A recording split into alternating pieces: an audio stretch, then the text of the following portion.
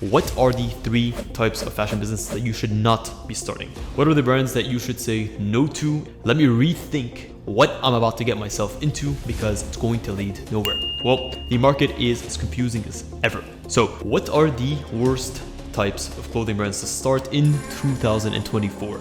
Number 1 is going to be a brand that has a lack of originality. Allow me to elaborate a little bit. A brand that lacks originality is a brand that is just copy-pasting the formula that's set by other brands. If you're an activewear brand, it's easy to look at the top dogs and to say, okay, I'm just trying to create the same thing as Gymshark or Athlete. You're going to struggle there for a variety of reasons. But when it comes to product differentiation, there's nothing that's going to set you apart in the market from the other brands. 2, when it comes to understanding your customer, these brands, they succeed because they understand their customer. They don't want to operate based on price because you'll never have the scale and the leverage with your manufacturers and the capital that you need to actively make the gross profit margins. You end up putting too much time, too much effort with an inability to innovate. Also, the mindset is coming from the wrong place. If you're unoriginal, you're going to have unoriginal solutions to problems that you've never faced before. Number 2 is a lack of brand identity. So what is brand identity? Branding is effectively how you make your customers feel about your product. If you look at some of the biggest brands out there, the brands that can command high premiums for their product, something like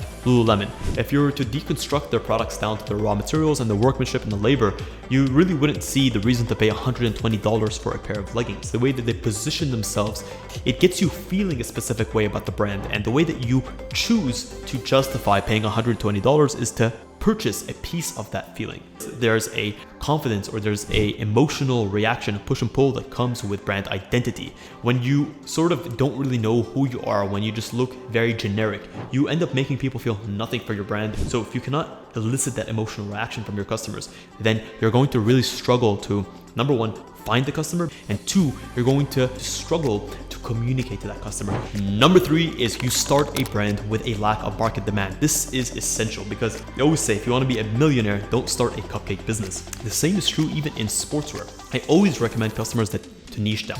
Niching down means taking the total market and starting to segment it into smaller and smaller markets where you can have a more hyper-focused understanding of your target customer. But there are some niches that are not worth going into. So let's look at a niche that is probably worth going into, and let's look at a niche that is not worth going into.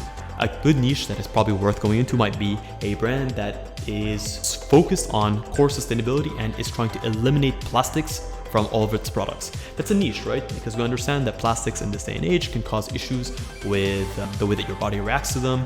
It can cause issues with how it dysregulates your hormones. So there's definitely a market for that. By tapping into that market, you have a unique business opportunity where there's not too many players because not too many people are willing to tackle that problem. There's many unknowns. That's a good market opportunity. What's a bad market opportunity? A bad market opportunity could be that I only create clothing for, let's just say, people that do yoga boxing, and you say, I'm going to provide clothing. Let's just say that market is very small, not too many people who are interested in yoga boxing. There's limitations to the size of the market.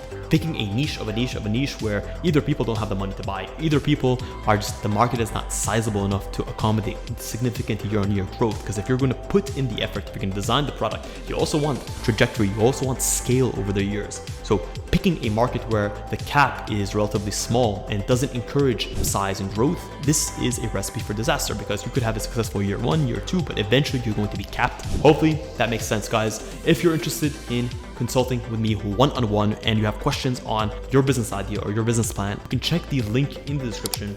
If you are a subscriber of the channel, I thank you from the very bottom of my heart. Guys, as I always say, until next time, stay awesome.